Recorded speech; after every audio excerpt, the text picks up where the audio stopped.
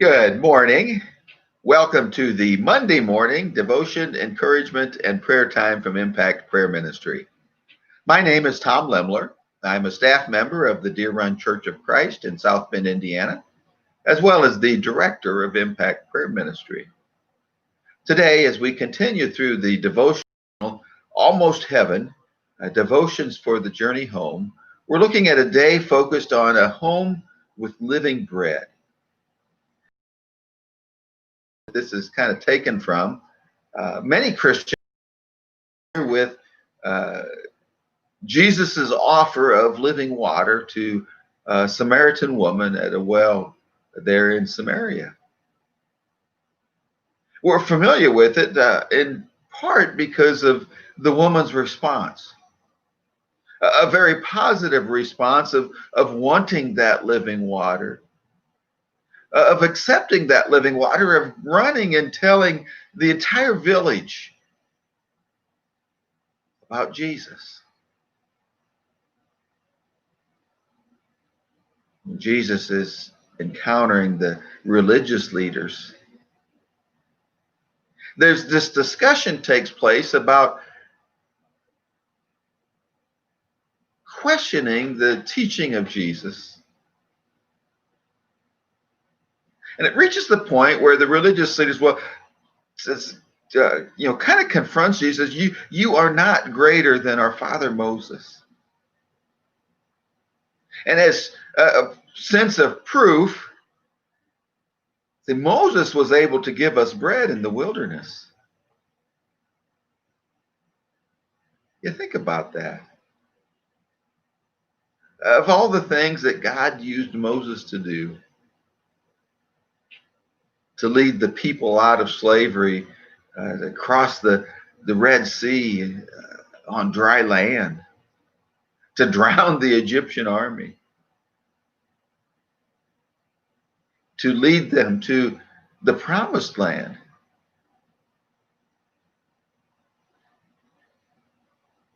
And here these religious leaders, their claim to the greatness of Moses was he gave us something to eat. It sounds a little familiar. We kind of think a lot with our stomach. But Jesus would have no part of that. His response, in essence, was, where do you think he got the bread from?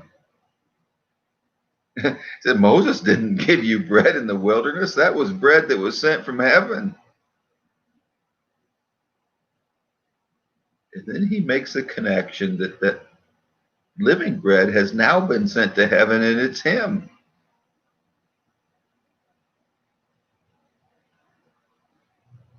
You see, when we consider heaven as our home, the home that we're on this journey towards, it's a home filled with living bread. And we ought to recognize, as the religious leaders fail to recognize, that the bread that we eat today, well, it's been provided by God. And when we recognize that, it ought to lead us more and more toward pursuing and feasting on that living bread that is Jesus. So many times we look at things in our life, and I wonder, what is it that I could live on if that's all I could eat for a lengthy period of time? When God provided the manna in the wilderness, it wasn't long before the people began to grumble. We want meat. We want something different. We're tired of the same thing day in and day out. I grew up in a home where mom and dad made homemade bread and rolls to sell at market, and that's what we ate. We didn't have a lot of money, but we had seemed like a limitless supply of bread. And I suspect that part of that, because it was always there, it was what we always had, uh, the thing that many people view as a treat, I don't necessarily enjoy all that much. I always laughed when people would clamor after this homemade bread, and my thought was, give me a loaf of that store-bought stuff. It's like this sponge that'll soak up all of this maple syrup. But what is it that in your mind you think you would be satisfied if that's the only food that you had for the next year? It was in plentiful supply. You had enough for every day, but it's the only thing that you would be able to eat for the next year. And even take away all of the concern of nutrient value. Suppose that food, whatever it is that you picked, would miraculously supply a balanced diet, that it would have all of the nutrients that are necessary for life.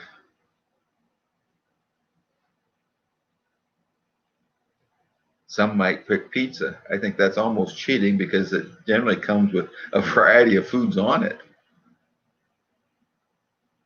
But we'll allow that for this thought process.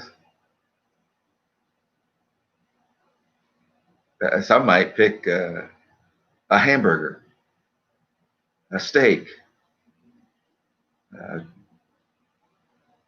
a salad. I don't know what yours would be. I think if I knew that it would miraculously be healthy and I could survive on only that, I'd pick ice cream.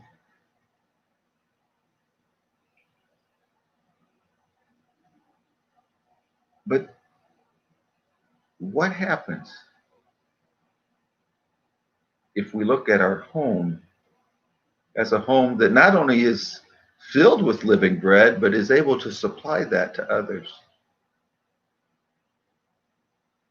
Jesus goes on in that interaction of claiming and stating that his body is real food.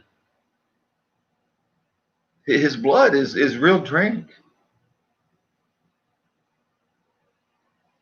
That it's by filling our life with him that we are truly sustained.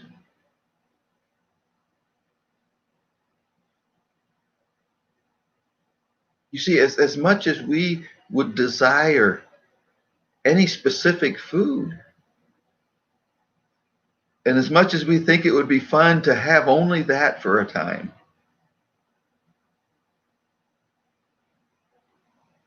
what would happen? What would change in your life and in my life if we would say, I just want Jesus?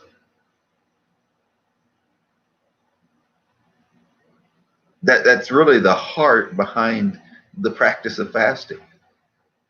Setting aside food for a period of time to simply focus on consuming Jesus, his word, his presence, his life. That those hunger pains that come upon us, instead of grabbing a snack, we grab the Bible. Instead of fixing a meal, we go to a quiet place and spend time listening, worshiping, honoring God.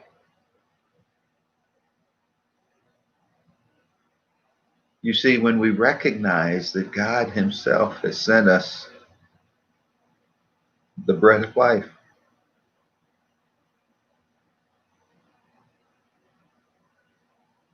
how much ought we to be filled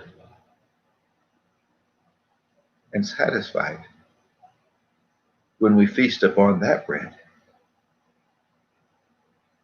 I always found it fascinating that the Israelites were allowed to go out and gather as much manna as they wanted. But there were a few stipulations. It could really only be what you could use in that one day, because any extra would spoil. I don't know. I would imagine, given the nature of people, that there were those that were uncertain at first. There were likely those who tried to save some up, not knowing if there would be more tomorrow. They soon found out that that plan wasn't God's plan. Yet somehow, to prepare for the Sabbath, to instruct them on needing to rest, to honor God, to keep a day set aside that was holy to Him, they could gather twice as much the day before the Sabbath. And that extra would keep that one extra day.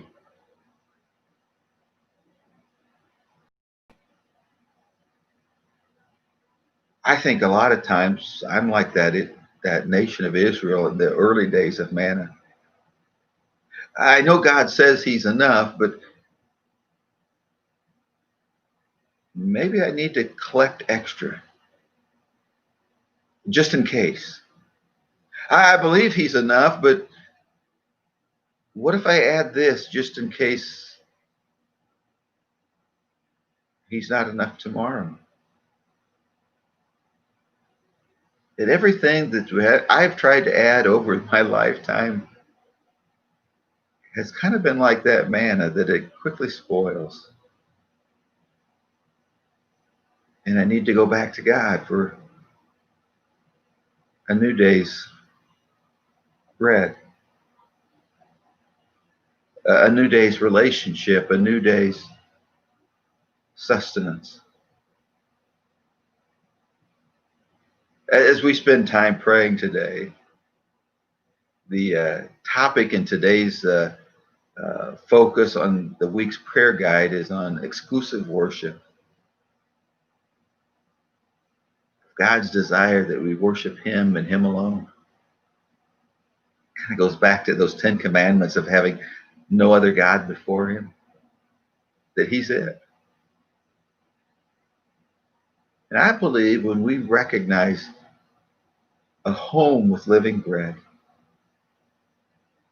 that Jesus Himself is that bread that came down from heaven so that all of mankind could be filled. Once we tasted that living bread, once we recognize that that is what our life is sustained by, then we have a job to do. And that job is to share that living bread with all those around us who are hungry, that they too could eat and be satisfied. Would you spend some time today praying with me? Father, thank you that you are a God that loves us. And your love has been demonstrated in so many ways. One of those ways is providing your Son Jesus to be the living bread that sustains us throughout all of life, throughout all of eternity.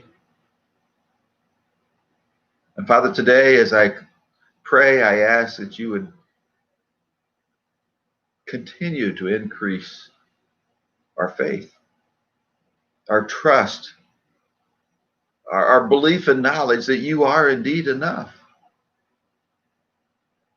Father, for all of those things that we've tried to collect and add to our cupboards and pantries to sustain us just in case, may we realize how quickly those have spoiled. May we turn to you more fully and more completely than ever before. Father, as we consider this truth of Jesus being the living bread, the very bread of life that gives life. Father, continue to work in our life, in our hearts, and our minds. May we learn the value and practice the value of fasting and setting aside the stuff of this earth for a time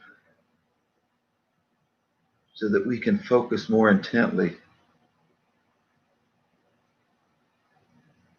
on the living bread that really gives us life, so that we can focus more intently on our relationship with you.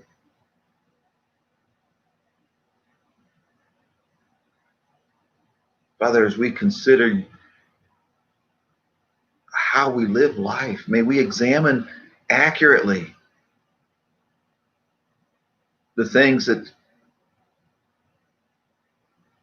our heart and our mind says we must have, and help us to see that it's you that we must have. Father, as I pray for the children in our homes, our schools, our churches, our communities, and I pray that we would help them to see that greater than all of their wants and desires and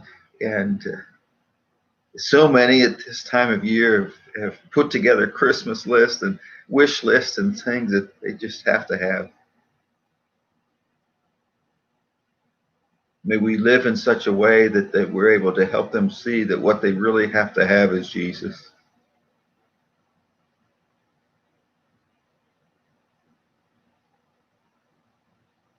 And Father, the things that we do give our children, may we be very careful to not make ourselves look great, but to continually teach and model and show that all of this stuff comes from you. That they would never be able to claim that their parents are greater than whoever because look at all that they gave. They would never follow that pattern of the religious leaders who thought that Moses had provided the bread.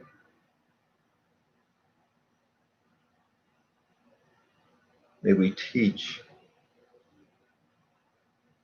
because we believe that every good and perfect gift comes from you.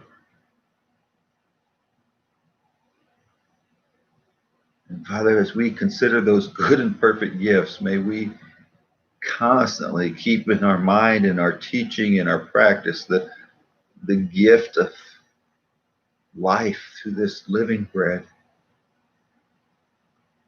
through Jesus.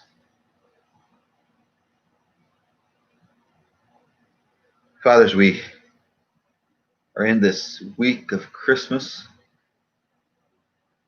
with so much uncertainty surrounding us. Families that are preparing to gather and families that are preparing not to gather. Each one trying to do what they believe is best. Each one trying to do what they believe is best for their family.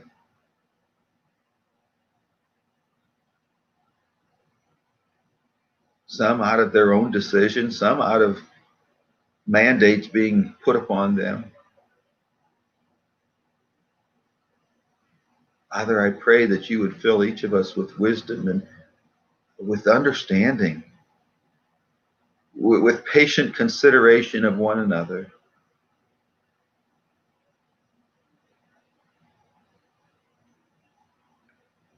That we would walk by faith.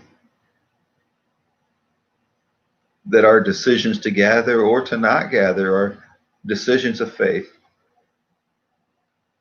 That we would not look back, that we would not question those decisions that others make.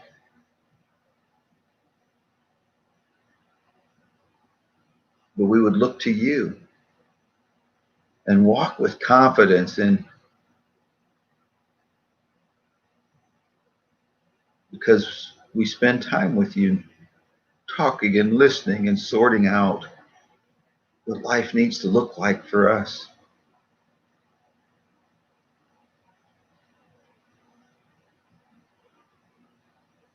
Father, each day, may we collect and consume that day's portion of this living bread.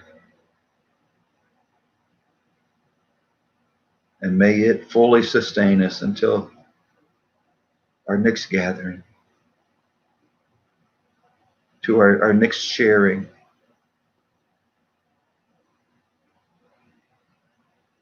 And Father, when those afternoon hunger pains strike, may we pause and come back to you. And again, be filled, be satisfied, be content. And Father, as we learn to live a life of contentment, as we are filled by the living bread of Jesus, may we be diligent about sharing that living bread, about lifting up Jesus so that many would be drawn to him. It's in his name that I pray. Amen. This has been the Monday morning devotion, encouragement, and prayer time from Impact Prayer Ministry. Thank you so much for joining me today. I do pray that your day is greatly blessed by God so that you can be a blessing to others. Have a great day.